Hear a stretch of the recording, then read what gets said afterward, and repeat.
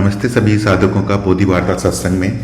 ये साप्ताहिक सत्संग है जहाँ साधक आध्यात्मिक विचारों को व्यक्त कर सकते हैं, उस पर चर्चा कर सकते हैं और शुरुआती साधक जो ज्ञान मार्ग के हैं उनका कोई अगर प्रश्न है तो वो यहाँ पूछ सकते हैं। मैं प्रयास करूँगा उसका उत्तर देने का और बाकी साधक भी अपना विचार रख सकते हैं जो भी इस सत्संग में मौजूद हैं। और मेरे पास भी कुछ प्रश्न हैं जो बाकी साधकों के आए थे, तो मैं उनसे शुरू करता हूँ। पहला प्रश्न ये था कि एक साधक थे, वो पूछ रहे थे कि अपरोक्ष अनुभव केवल उन्हीं अनुभवों को क्यों कहते हैं जो जागृत अवस्था में हो, जो वर्तमान में हो, भौतिक अभौतिक इंद्रियों से हो। तो जब हम ज्ञान मार्ग में ज्ञान के साधन ढूंढने निकलते हैं तो हम केवल उन्हीं पर भरोसा करते हैं जो हर परिस्थिति में सत्य ही दर्शाए। और यहाँ पर हम एक साधन जो है अपरोक्ष अनुभव, उसको अच्छी तरह से परिभाषित करते हैं कि जागृत अवस्था होनी चाहिए, वर्तमान होना चाहिए, भौतिक अभौतिक इंद्रियों से ही जो अनुभव होगा उसे अपरोक्ष अनुभव कहेंगे। अब शुरुआती समय में साधक इस बात को बहुत गहराई से नहीं समझ सकते हैं कि क्यों वर्तमान, क्यों जागृत अवस्था बोला गया है। एक तरह से देखा जाए तो ये वाक्य गुरु क्षेत्र की तरफ से उपहार है साधक के लिए, क्योंकि हम नहीं समझ सकते हैं शुरुआती समय में। परंतु जब आप मनन की गहराई में उतरते जाएंगे तब एक समय आएगा जब आप अनुभवकर्ता को और समझने का प्रयास करेंगे, क्योंकि अनुभवकर्ता को केवल नीति नीति से जाना जा सकता है, उसका केवल नकारात्मक ज्ञान हो सकता है। तो जब साधक ऐसी परिस्थिति में आ जाता है जब वो आगे बढ़ने का प्रयास कर रहा होता है, द्वैत से अद्वैत की तरफ बढ़ रहा होता है, परंतु मान लीजिए कि साक्षी भाव इतनी प्रबल ना हो तो वो कुछ कल्पनाएं करने लगता है। वो कल्पनाएं फिर जाहिर सी बात है कि वो फिर उस साधक को उसकी आगे आध्यात्मिक प्रगति नहीं कराएगी। और वो कल्पनाएं किसी भी तरह से कर सकता है। वो कल्पनाएं ये सोच सकता है कि जो उसे स्वप्न अवस्था में दिखे, क्या वो अनुभव उसकी प्रगति करा सकती है, या कोई अनुभव अगर सूक्ष्म अनुभव से हो जाए तो क्या वह उसकी प्रगति करा सकती है। ऐसे ही अलग अलग प्रकार के भ्रम हो सकते हैं, इसमें साधक आ सकता है। तो साधक की इन अवस्थाओं को रोकने के लिए या फिर इस गलत कार्य को करने से रोकने के लिए गुरु ने हमें बताया है जागृत अवस्था, वर्तमान, भौतिक अभौतिक इंद्रियों में से जो हो उसे ही अपरोक्ष अनुभव कहा जाता है। परंतु अगर साधक पूरी तरह से गुरु के आसपास है और गुरु से हमेशा निर्देश लेके ही आगे बढ़ रहा है तो फिर ज्ञान कभी भी हो सकता है, किसी भी अवस्था में हो सकता है। इस पूरी यात्रा को आसान बनाने के लिए ये एक मार्गदर्शन है कि जागृत अवस्था होनी चाहिए और वर्तमान होना चाहिए। तो ये था इसका उत्तर। अगर आप लोग के भी कोई प्रश्न हो तो आप लिख सकते हैं। मैं वैसे अगले प्रश्न पर बढ़ रहा हूँ। एक साधक थे, वो पूछ रहे थे, नए साधक हैं, वो भी पूछ रहे थे कि पहले किस पर कार्य किया जाए, साक्षी भाव पर या कर्ता भाव पर या देह भाव पर। पहले किस भाव को बढ़ाने का प्रयास करना चाहिए। तो क्योंकि ये साधक नए हैं इसलिए इन्हें ऐसा लग रहा है कि साक्षी भाव, देह भाव, अकर्ता भाव अलग है, परंतु इनमें कोई भी अंतर नहीं है। अगर आप यह समझ गए हैं कि साक्षी भाव क्या है या साक्षी में कैसे रहना है, तो अकर्ता और देह भाव अपने आप ही शुरू हो जाएगा। देह का भाव अपने आप ही शुरू हो जाएगा। इसके लिए आप बड़ा ही सरल तरीका अपना सकते हैं। जैसे गुरुजी ने भी तो बहुत सारे वीडियोस में बताया है और सभी वरिष्ठ साधकों के वीडियो हैं कि कैसे साक्षी भाव को प्रबल किया जाए। आप भी आसानी से क्या कर सकते हैं कि बस कहीं पर एक शांत जगह ढूंढ कर बैठ जाइए।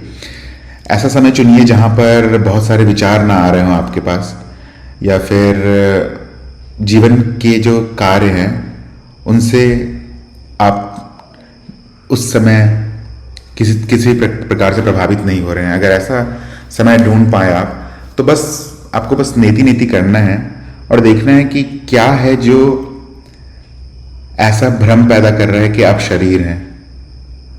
बहुत ज़्यादा संभावना है कि वो एक अहम भाव हो सकता है, या कोई विचार हो सकता है, कोई परेशानी हो सकती है जीवन की। तो आप प्रयास कीजिए कि उस समय करने का इस कार्य को, इस प्रयोग को, जब कोई और विचार, कोई कम से कम सामान्य जीवन के विचार आपको परेशान ना कर रहे हों। और बस इस चीज़ को बस ढूंढिए बार बार कि क्या है जो आपको ये ऐसा भ्रम पैदा कर रहा है आपके सामने कि आप शरीर हैं। और फिर देखिए कि क्या वो भ्रम वास्तविकता है। आप बस जान पाएंगे कि नहीं, ये सभी चीज़ मिथ्या, एक अनुभव मात्र ये जो अभी है, पहले नहीं था, कुछ देर बाद फिर नहीं रहेगा। अगर आप ऐसे करने का प्रयास करेंगे तो आप कम से कम द्वैत में स्थापित होने लगेंगे, और फिर द्वैत से ही अद्वैत का यात्रा शुरू होगा। और जैसे ही आप द्वैत में स्थापित होंगे, आप देख पाएंगे कि सारे अनुभव बस हो रहे हैं और आप हैं जो कि उसको देख रहे हैं। हमेशा ही जीवन में कुछ ना कुछ तो चलते ही रहेगा जिसकी वजह से हम अपने आप को जीव मानने पर मजबूर हो जाते हैं। परंतु अगर आप हर बार ही जब भी आप किसी भी मुसीबत में आया, नेति नेति करके देख लें कि क्या मैं अभी मनुष्य हूं, हर बार आपको एक ही उत्तर मिलेगा कि आप हमेशा ही अनुभव करते हैं। और जितने बार आप ये करेंगे उतने बार आप कम से कम द्वैत के स्तर पर आ जाएंगे। और जितना ज़्यादा द्वैत पर रहेंगे उतना ज़्यादा साक्षी भाव प्रबल होगा, और उसके साथ ही आपका देह भाव हटने लगेगा और अकर्ता भाव आने लगेगा। तो कोई आपको विशेष कार्य नहीं करना पड़ेगा इस चीज़ के लिए। हाँ, ये बहुत ही सरल है कि शुरुआती दिनों में साक्षी भाव हट जाता है, परंतु उसके उपाय भी बताए गए हैं चौथे चरण में। और साधक को अपने भी कुछ उपाय बना लेने चाहिए जो उनके जीवन के लिए, उनके जीवन से सीधा संबंध रखते हों। जैसे एक साधक ही जानता है कि कितने बार वो भूल रहा है साक्षी भाव को, या फिर क्या क्या कर्म है जो उसे साक्षी भाव भुला देते हैं। तो बस एक लिस्ट बना सकते हैं आप इन सभी कर्मों के या परिस्थितियों के जब आप साक्षी भाव भूल जाते हैं, और फिर उन सभी परिस्थितियों पर आप अपने उपाय रख सकते हैं। ये मदद कर सकता है आपको आपके साक्षी भाव को बस प्रबल बनाने के लिए। तो जो साधक का प्रश्न था कि देह भाव कैसे त्याग करें, अकर्ता भाव कैसे लाए, साक्षी भाव कैसे लाए, तो सिर्फ साक्षी भाव से ही सभी भाव अपने आप ही उत्पन्न होने लगेंगे। आपको सिर्फ साक्षी भाव रखने का प्रयास करना है। एक और प्रश्न था साधक का कि हमें एक ही मार्ग और एक ही गुरु क्यों चाहिए होते हैं। वैसे साधक की मर्जी है, जो चाहे वो कर सकता है, परंतु अगर उसे अपने लक्ष्य तक पहुंचना है तो एक मार्ग एक गुरु बहुत ही जरूरी है। क्योंकि पहले ही जो लक्ष्य है ज्ञान मार्ग में वो बहुत बड़ा है। ये छोटा सा मनुष्य इस अस्तित्व की सबसे बड़ी गद्दी को छूना चाहता है, ब्रह्म अवस्था को पाना चाहता है, या ब्रह्म होना चाहता है। अब इसमें अगर आप और परेशानियां बढ़ाना चाहते हैं अपने लिए, पहले ही द्वैत से द्वैत तक पहुंचने का कोई सीधा रास्ता नहीं है। केवल गुरु का इशारा रहेगा और आपका समर्पण और साक्षी भाव, प्रबल साक्षी भाव ही आपको वहां तक लेके जा सकता है। पहले ही ये कठिन है। अगर आप बहुत सारे गुरुओं को का अनुसरण करेंगे एक साथ, तो इस अवस्था में जब आप द्वैत से द्वैत की तरफ बढ़ रहे होंगे, तब मान लीजिए कि गुरु आपको संकेत देते हैं, आपको कैसे समझ में आएगा कि क्या संकेत सही है क्या नहीं है, या संकेत का मतलब क्या है। उदाहरण के लिए अगर गुरु आपको बोलेंगे कि अपनी तरफ देखो, तो हर गुरु का ये शब्द अपना, अपनी तरफ देखना अलग मायने रख सकता है। जैसे किसी के लिए अपनी तरफ देखना विचार हो सकता है, किसी के लिए अपनी तरफ देखना शरीर हो सकता है, किसी के लिए अपनी तरफ देखना अपने वास्तविक स्वरूप अनुभवकर्ता की तरफ हो सकता है। तो सभी गुरुओं के शब्द अलग होते हैं। इसलिए जरूरी यह है कि आपको अपने गुरु से ऐसा संबंध बना लेना चाहिए जिससे कि आप उनके सभी शब्दावली को कम से कम समझ जाएं। क्योंकि पहले ही यहाँ पर इतनी कठिन प्रयास हो रही है जहाँ पर जो चीज़ शब्द में व्यक्त नहीं की जा सकती है उसको भी शब्द में व्यक्त करने के प्रयास करके ही आपको आगे बढ़ाने का प्रयास हो रहे हैं। तो जितना कम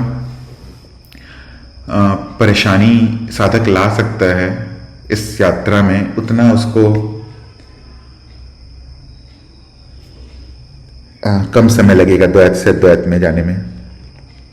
इसलिए ही एक ही गुरु का सुझाव दिया जाता है और वो साधक के लिए ही, शुरुआती साधकों के लिए तेज आध्यात्मिक प्रगति का कारण बन सकता है। एक और प्रश्न था कि एक साधक का वो कह रहे थे कि उन्हें लगता है कि वो अनुभव करता जब बोलते हैं स्वयं को तो वह भी एक अहंकार ही है। तो क्या यह अहंकार भविष्य में कम होगा कभी? तो यहां भी ये साधक, अच्छी बात है, ये साधक यह देख पा रहे हैं कि ये जो विचार उठ रही है वो अहंकार है। परंतु जरूरी नहीं है कि भविष्य में यह विचार चला जाए या रहे, क्योंकि साक्षी क्या है? साक्षी वह है जो इन सभी उठने वाले अनुभवों को देख रहा है, जिस तक के सारे अनुभव पहुंच रहे हैं। तो भविष्य में यह अनुभव बंद हो जाएगा, नहीं होगा, यह कोई नहीं जानता है। परंतु जब भी यह अनुभव उठेगा भविष्य में तो आप उसको देखेंगे, ये निश्चित रहेगा। और यह बात सही है कि जैसे जैसे आपकी प्रगति होगी अहम भी शुद्ध होगा, और अहम शुद्ध होगा इसका मतलब ये नहीं कि अहम अपने स्वभाव को भूल जाएगा। अहम का स्वभाव ही है कि वह सभी चीज़ों को मैं कह देता है। कभी वह स्मृतियों को मैं कहता है, कभी इच्छाओं को मैं कहता है, कभी विचारों को, संवेदनाओं को, कभी शरीर को। बहुत सारे व्यक्ति तो अपने आप को किसी देश का कहते हैं कि मैं इस देश का नागरिक हूँ। उससे भी ज़्यादा अहम बढ़ सकता है। कोई अपने को पुरुष कहता है, कोई मनुष्य कहता है, कोई अपने आप को जीव कहता है। तो ये मैं का स्वभाव है कि वो जब भी कुछ अच्छा पाएगा, कम से कम उसकी दृष्टि में जो अच्छा होगा उसको अपनाना चाहेगा। परंतु जब भी वह यह प्रयास करेगा, आप साक्षी भाव में रहकर यह देख पाएंगे अहम को ऐसा प्रयास करते हुए। तो साधक जो पूछ रहे थे कि क्या यह विचार भी अहम है, तो हाँ है। क्या यह भविष्य में खत्म हो जाएगा? नहीं, जरूरी नहीं है कि खत्म हो जाए, परंतु आपकी क्षमता हमेशा बढ़ती रहेगी यह देखने की ये कौन सा अनुभव उठ रहा है और कौन सा नहीं। अब अगले प्रश्न की तरफ बढ़ते हैं। एक प्रश्न और था कि ये साधक के जो त्रिज्ञान समाप्त किए थे और उसके बाद पूछ रहे थे कि इन्हें दिख तो रहा है कि माया नित्य परिवर्तित होती रहती है, परंतु इस सीख को और या फिर इस ज्ञान को कैसे आत्मसात करके आध्यात्मिक प्रगति कर सके। ये क्या सीख सकता है एक साधक इस बात से कि माया हमेशा प्रगति करती है? दिख तो रहा है कि हमेशा बदल रहा है, परंतु इससे हमें क्या फायदा? तो यहां पर ये अच्छी बात है कि जब पहला दिन होता है त्रिज्ञान का तो समझ में आ जाता है कि मैं कौन हूं, और एक तरह से साधक को कुछ कार्य मिल जाता है, एक नया कार्य। अब हम अपने आप को अनुभव करता बोलता रहेगा जब तक द्वैत की स्थिति में ना आ जाए।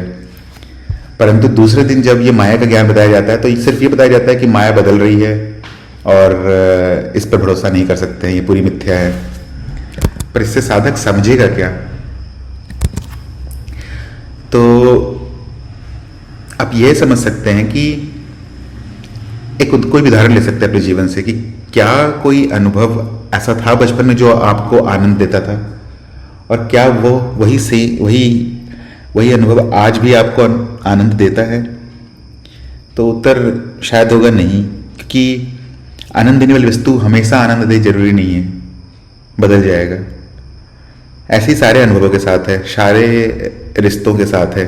जो भी चीज़ पे आपको मोह है आज, ऐसा लग रहा है कि इसके बिना नहीं जिया जा सकता, तो फिर से सोच के देखिए कि एक दिन आएगा जब उसके बिना जीना पड़ेगा और आप जी लेंगे। या फिर कोई भोग ही है, अगर मान लीजिए आप सोच रहे हैं कि यह भोग मेरे लिए बहुत जरूरी है, तो एक दिन था भूतकाल में जब वो भोग नहीं था, और एक दिन और होगा भविष्य काल में जब वो भोग नहीं रहेगा, और फिर भी आपका जीवन सुचारू रूप से चलता रहेगा।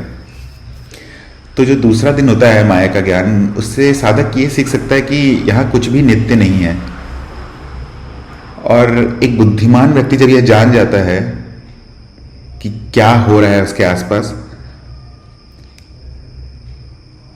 तो उन परिस्थितियों का इंतजार नहीं करता है जब वो परिस्थिति अनुभवों को उससे दूर कर दे।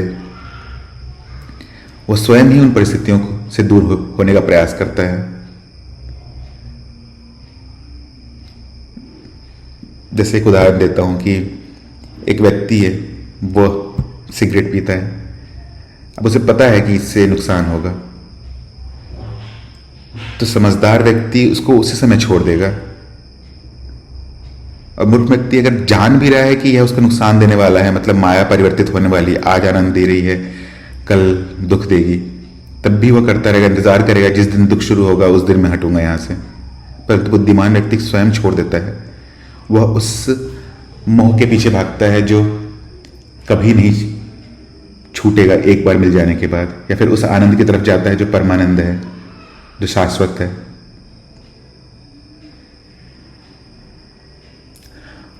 और हम सभी साधकों का यही प्रयास होना चाहिए कि माया को समझे और यह जान ले कि यहाँ नित्य कुछ भी नहीं है।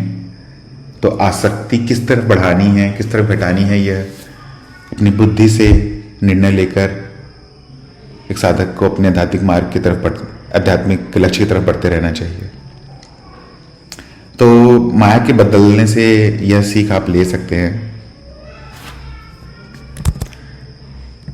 एक आखिरी सवाल था आज का, अगर आपके और भी कोई सवाल हो तो आप लिख सकते हैं। आखिरी सवाल था कि एक साधक जो भी ज्ञान दीक्षा कार्यक्रम कर रही हैं कि अस्तित्व शून्य है, तो फिर अस्तित्व को संभावना क्यों कहते हैं? तो इस पर थोड़ा बस मैं अपना विचार प्रकट करता हूं कि पहले तो अस्तित्व कहते किसको है? जो भी है वो अस्तित्व है, भले ही प्रकट हो या अप्रकट हो, सत्य हो, सत्य का अभाव हो, असत्य हो या असत्य का अभाव हो, ये सभी अस्तित्व है। अब क्योंकि सभी चीज़ है, इसको दो भागों में बांटा जा सकता है। पहला हो सकता है अनुभव और दूसरा अनुभवकर्ता। अब यहाँ पर हम सभी जानते हैं कि अनुभव नित्य नहीं है, उसमें परिवर्तन आते रहेगा, तो वो अस्तित्व का तत्व नहीं हो सकता है। केवल अनुभव करता यानी अर्थात साक्षी ही अस्तित्व का तत्व हो सकता है, क्योंकि वो नित्य है, परिवर्तन नहीं, परंतु संभव नहीं है उसमें। तो अगर अनुभवकर्ता को ही अस्तित्व का तत्व माना जाए जिसमें परिवर्तन नहीं हो रहा है, और फिर अगर अनुभवकर्ता का तत्व ढूंढने का प्रयास किया जाए तो कुछ दिखता नहीं है, पदार्थ ही नहीं है कुछ उसमें, तो अंत में हमें कहना पड़ता है कि हाँ सभी चीज शून्य है, कुछ दिखता नहीं है जिससे यह अस्तित्व प्रकट हो रहा है, जिससे अनुभवकर्ता निकल के आ रहा है या जिससे अनुभव प्रकट हो रहा है। पर फिर उसके बाद उसको संभावित क्यों कहते हैं, कि संभावना क्यों है? क्योंकि और कोई तरीका ही नहीं है जिससे कि बुद्धि को समझाया जा सके कि बिना किसी भी चीज के या फिर शून्य तत्व के साथ कैसे ये पूरी सृष्टि रच गई है, कैसे जीवन संभव है, कैसे इतने सारे अनुभव आ गए हैं। तो केवल संभावना ही है शून्य से लेके एक तक, कि जब शून्य होगा तो कुछ नहीं होगा और एक होगा तो सब चीज दिख पड़ेगा। और ये चीज केवल शून्य के साथ ही लागू है। आप गणित का भी अगर परिभाषा ले तो आप देख पाएंगे कि शून्य जब एक से पहले आता है नंबर लाइन पर, तो उस नंबर लाइन पर सारे अंक जो हैं वो अस्तित्व में हैं, पर जैसे नंबर 2 वो अस्तित्व में है, नंबर 1 अस्तित्व में है, और जैसे ही आप एक से पहले आते हैं शून्य पर, तो आप क्या कहेंगे, शून्य अस्तित्व में है या नहीं? बाकी नंबर की तरह शून्य का भी स्वभाव होना चाहिए। तो बाकी नंबर अगर हैं अस्तित्व में तो शून्य भी होना चाहिए, और शून्य का परिभाषा ही वह है कि वह गायब है अस्तित्व से। इसीलिए जो हमारे दार्शनिक रहे होंगे, पुराने ज़माने में उन्होंने शून्य को गणित में स्थापित किया, जिससे कि संख्या तो बड़ी हो ही सकती है, एक अनंत संभावना प्रकट हो जाती है गणित में। तो ये कारण था कि अस्तित्व का तत्व शून्य है और फिर भी हमें ये सृष्टि दिखती है, तो सभी प्रकार के अनुभवों को, बुद्धि को समझाने के लिए कहा जाता है कि ये संभावना है, और किसी भी तरह से आप नहीं कह सकते कि अस्तित्व क्यों है शून्य तत्व के साथ। एक प्रश्न आया है सतीश जी का, मैं एक अलग व्यक्ति हूँ, यह एक भ्रम है और भ्रम का पुनर्जन्म कभी नहीं होता, जिसका अस्तित्व ही नहीं उसका पुनर्जन्म कैसा, फिर शास्त्रों के अनुसार पुनर्जन्म किसका होता है? पुनर्जन्म गौतम बुद्ध को जन्म की। ओके, सतीश जी आप पूछ रहे हैं कि पुनर्जन्म किसका होता है, तो पुनर्जन्म आपका नहीं होता है, पुनर्जन्म हमेशा जीव का होता है। जीव अर्थात ये मनोशरीर यंत्र, मतलब बहुत सारे अनुभवों का एक संग्रह है, जिससे समाज मान लीजिए सतीश नाम से जानता है, परंतु आप वो हैं जो इस सभी अनुभवों को देखते रहते हैं। उसका संभावना है कि जीव की पुनर्जन्म हो सकती है, परंतु आपका कभी नहीं हो सकता है, क्योंकि आप वास्तविक सत्य है, आप परम सत्य है, आप हमेशा ही उस पटल पर रहते हैं जहां पर सभी अनुभव आते और जाते रहते हैं। शास्त्रों में, अब मुझे नहीं पता आप किन शास्त्रों की बात कर रहे हैं, परंतु अगर पुनर्जन्म की व्याख्या की गई है तो वो जीव की ही की गई होगी। अनुभवकर्ता जो कि आपका परम सत्य है, उसका कोई जन्म नहीं होता है, उसमें परिवर्तन ही नहीं होता है। वह एकमात्र आयाम है इस अस्तित्व का जिसमें कोई परिवर्तन नहीं होता है। उसको छोड़ के जो भी है वो सभी अनुभव है। अगर कोई और प्रश्न हो सतीश जी इस पर तो पूछिएगा। बहुत अच्छा सवाल है आपका शालिनी जी, कि परिवर्तन नित्य है तो क्या यह भी सत्य है? ये भी सवाल आता है साधक जब शुरुआती चरणों में होते हैं तो, क्योंकि हम ऐसा मानते हैं कि जो नित्य रहेगा वही सत्य रहेगा, और अनुभवकर्ता हमेशा नित्य रहता है, तो हम उसे सत्य मानते हैं। और यही चीज़ सभी अनुभवों पर भी लागू होती है कि अनुभव तो है, उसमें परिवर्तन होता रहेगा, तो उसे भी सत्य मानना चाहिए। परंतु अगर आप परिभाषा पर ही ध्यान दें शालिनी जी, तो परिभाषा ही यह कहती है कि जिसमें भी परिवर्तन हो गया वह सत्य नहीं है, और परिवर्तन स्वयं ही परिवर्तन है, तो वो सत्य नहीं हो सकती है। आपका सवाल फिर ये भी हो सकता है शालिनी जी, कि परिवर्तन को भी एक वस्तु मान लिया जाए या उसको भी एक वृत्ति मान ली जाए जिसका काम ही है परिवर्तित करना, तब भी आप देखेंगे कि उसमें सत्य नहीं बचेगा कभी भी। वह नित्य भले ही रहे, परंतु उस पर आप आश्रित नहीं हो पाएंगे, क्योंकि वो हमेशा बदल रहा है। इस कारण से इसे सत्य नहीं माना गया है। और ये आपका स्वयं का भी अनुभव होगा, इतने सारे परिवर्तन आपके जीवन में हो रहे हैं, सभी के जीवन में हो रहे हैं। आप किसी भी अनुभव को अगर छूने का प्रयास करें या टिकने का प्रयास करें उस पर, तो वो तुरंत बदल जाएगा, रुकेगा नहीं कभी।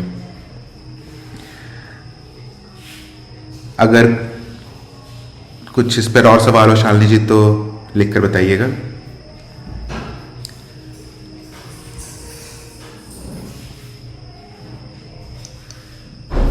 तो आज के सवाल सारे समाप्त हो गए हैं। अगर कुछ और सवाल हो तो आप लिखिए। मैं बस 1 मिनट और रुकता हूँ, अगर क्योंकि कुछ लोग लिख रहे हैं। अगर किसी के सवाल हो तो लिखिएगा।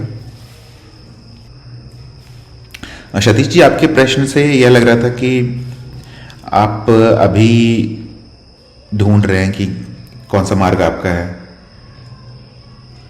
आप चाहे तो त्रिज्ञान कर सकते हैं किसी के साथ, तो वो आपको समझा देंगे आसानी से कि क्या होता है अनुभवकर्ता, क्या है माया का स्वभाव, और आपका संबंध क्या है अस्तित्व के साथ, अस्तित्व में आपका क्या संबंध है माया के साथ। तो मतलब तीनों प्रकार का ज्ञान आपको आसानी से मिल जाएगा, आत्मज्ञान, माया का ज्ञान और ब्रह्म ज्ञान। नहीं नहीं, मेरा सवाल इतना ही था सर। हेलो। हाँ हाँ, बोलिए सतीश जी। हाँ, मेरा सवाल इतना ही था कि मैं तो मिथ्या है, तो मिथ्या है तो उसका पुनर्जन्म कैसा हो सकता है? आत्मा का तो होगा नहीं, जो आत्मा ब्रह्म में विलीन हो जाएंगी, आगे का अनुभव करता का तो होता ही नहीं है, अनुभव करता सत्य है, अपरिवर्तनीय है। लेकिन मैं जो है, जो भास है, जो भ्रम है, तो भ्रम का तो पुनर्जन्म नहीं होना चाहिए ना, क्योंकि वो भ्रम है, वो मिथ्या है। तो मिथ्या है, व्यक्ति तो नहीं ना, व्यक्ति नहीं है अपने इसमें, तो फिर उसका जन्म पुनर्जन्म कैसा होता है? अगर व्यक्ति का स्थान होगा तो फिर उसका पुनर्जन्म अपन बोल सकते हैं, लेकिन व्यक्ति ही नहीं है तो जल पुनर्जन्म किसका होता है फिर? ओह, समझा मैं आपका प्रश्न क्या है। तो सही है, आप जो निष्कर्ष निकाले हैं वो सही है। व्यक्ति तो चला जाएगा, व्यक्ति मतलब ये जो शरीर है वो नहीं आएगा दोबारा। उसी के साथ कुछ और परतें भी होती हैं, जैसे कि योग मार्ग में कहते हैं ये जो मन की परत होती है और प्राण की परत होती है, ये दोनों भी चले ही जाते हैं, ये दोनों भी नहीं आते हैं। क्या जन्म लेता है? वो होता है कारण शरीर। कारण शरीर क्या है? यह स्मृतियों का एक मान लीजिए एक जगह है जहां सारी स्मृतियां संचित होती जाती हैं। तो जब नया शरीर आता है तो ये कारण शरीर जो पहले से ही है वो नए मनुष्य शरीर के साथ संपर्क स्थापित करता है, और ये संपर्क स्थापित करना ही कहा जाता है, मतलब कह सकते हैं कि कारण शरीर का नया जन्म हो गया, क्योंकि वो सारी स्मृतियां जो जो पिछले जन्म में थी वो सभी संचित है कारण शरीर में। तो ये जो नया मनुष्य के साथ जैसे ही संबंध स्थापित करता है, वो पुरानी स्मृति भी उस जीवन में जो जरूरी है वो आ जाती है। तो आपका सवाल, आपका जो निष्कर्ष था वो सही था। ये शरीर नहीं रहेगा, उसके साथ कुछ कुछ परतें भी नहीं रहेंगी, मनोमय कोश और प्राणमय कोश, परंतु स्मृति आ जाएगी कारण शरीर से और फिर वो नए शरीर के साथ जुड़ जाएगी। अच्छा, ठीक। एक सवाल है विजय जी का, चित्त पृथ्वी में जो भी आता है वह अनुभव से ही आता है या और कुछ? जो भी है, चित्त स्वयं एक वस्तु है जो कि सभी, जो कि स्वयं अनुभव है। चित्त वृत्ति में हेलो,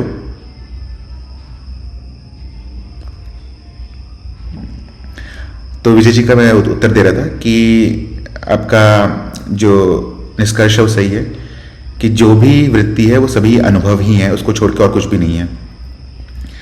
चित्त को स्वयं ही आप बोल सकते हैं कि सभी अनुभवों का भंडार है वो, और आप उसके पीछे बस बैठ के उसमें सब देखते रहते हैं। अगला सवाल है शालिनी जी का, परिवर्तन की ऊर्जा कहाँ से आती है क्योंकि अनुभव करता तो शून्य है, क्या यह ऊर्जा भी संभावित है?